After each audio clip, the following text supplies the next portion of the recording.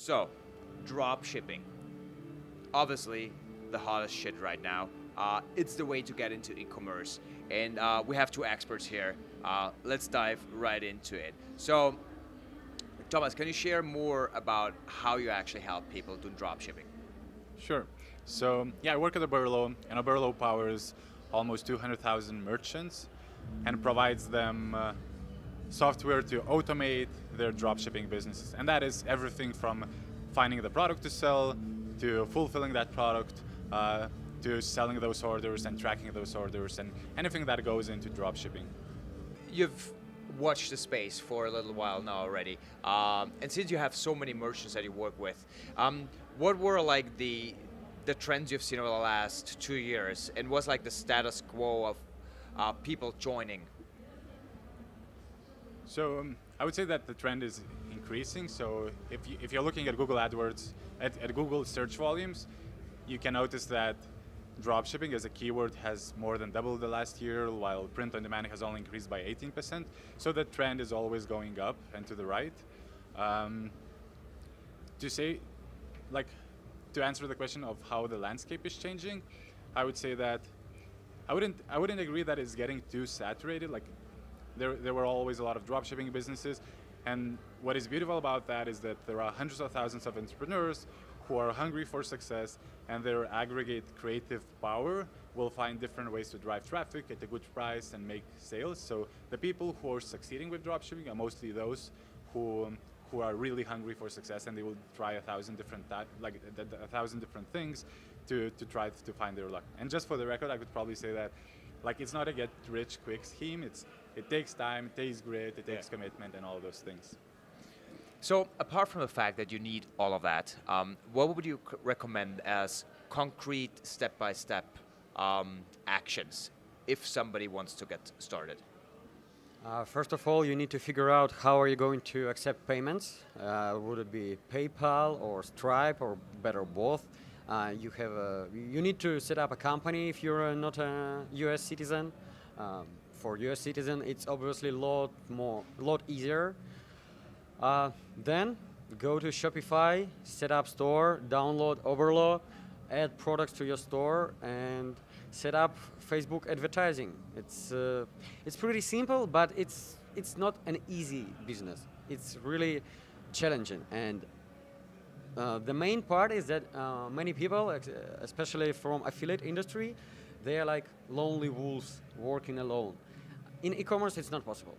It's literally not possible. Why is it not possible? Because it's just a lot more activities that you kind of have to manage.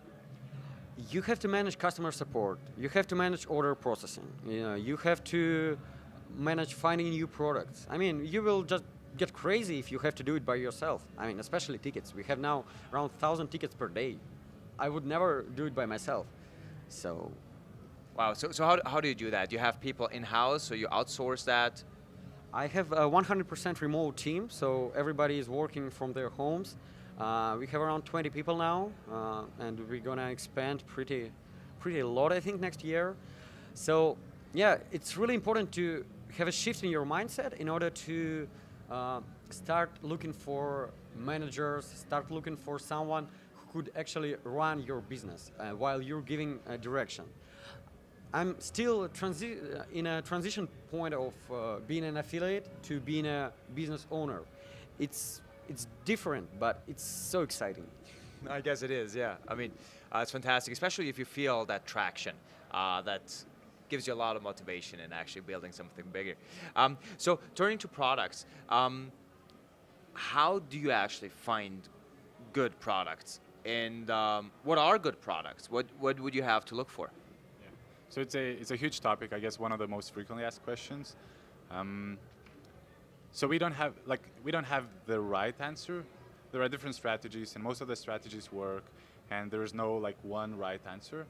But when we did our researches on looking at what sells the best at Oberlo, we found that they follow 4 characteristics, and they are: first, the product that you're selling has to be at this particular price point, meaning that it would be hard to sell a product at $100 or more.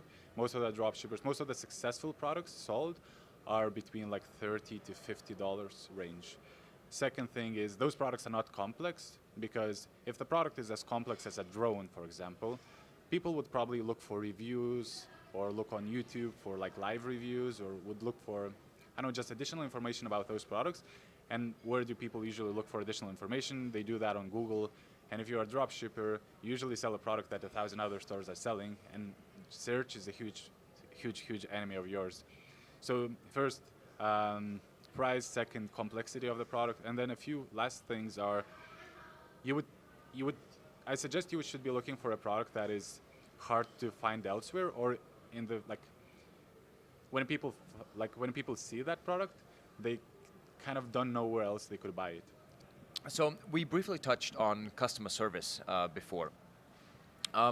Obviously, a lot of dropshippers have issues with products taking forever to actually be delivered. Sometimes the quality is not as expected and so forth. Where do you see like the biggest challenges in dropshipping, and what do you do to tackle them? In our case, we have direct relationships with a supplier, so he acts as our agent. He looks for products in China, he stocks it in his warehouse, and he sends it for us. So we are sure that products are shipped fast, that he checks the quality, and that's basically it. I think it's not sustainable to scale AliExpress. Like you will not be able to scale AliExpress and don't run into issues. So it's better always to find a reliable suppliers in order to just do not get your merchant account shut down. Okay, fantastic. All right. So what do you see for the next year?